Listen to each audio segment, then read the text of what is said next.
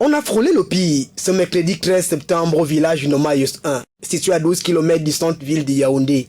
Au cœur des palabres, 21 hectares de terrain qui divisent les familles Mvor et Faélé et la grande famille Mvor Ngemba.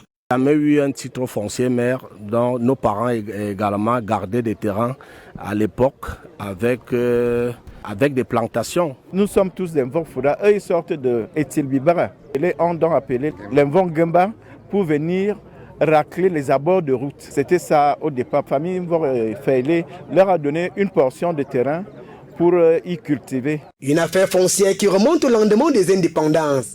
Pour comprendre au détail ce qui divise réellement ces familles qui ont longtemps cohabité, nous sommes descendus sur le terrain.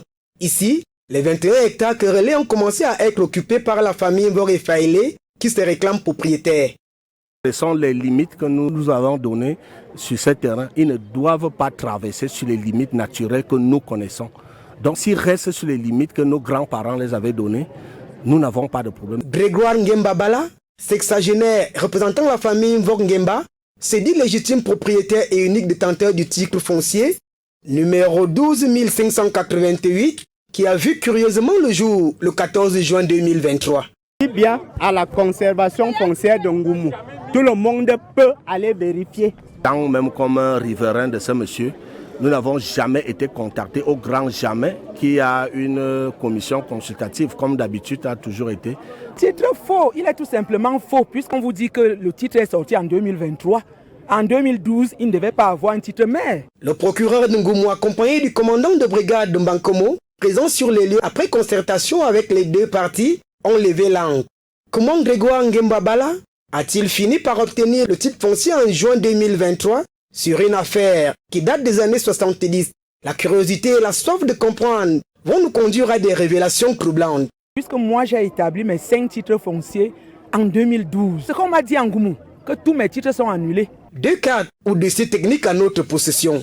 La première carte met en vitrine une ligne de démarcation présentée ici comme limite naturelle pour éviter aux deux familles de s'affronter. Mvor et Faélé avait 11 quelque chose, les Mvor Ngemba avaient 9 quelque chose. Aujourd'hui, c'est que justement, les Mvor Bilois, M. Ngemba, n'est-ce pas, a introduit tous les 21 hectares, alors qu'ils en avaient 9. Sur la deuxième carte, la ligne de démarcation a disparu mystérieusement au profit de Grégoire Ngemba Bala, qui détient désormais les 21 hectares au détriment de la famille Mvor et Faélé. 39 hectares, 45 à 69 centiares.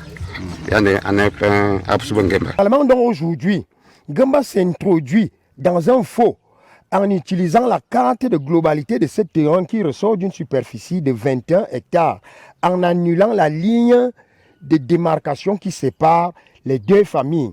Le climat est tendu, l'ambiance est lourde, avec une température qui monte à chaque moment ici au village Nomayos 1. Comme la mort.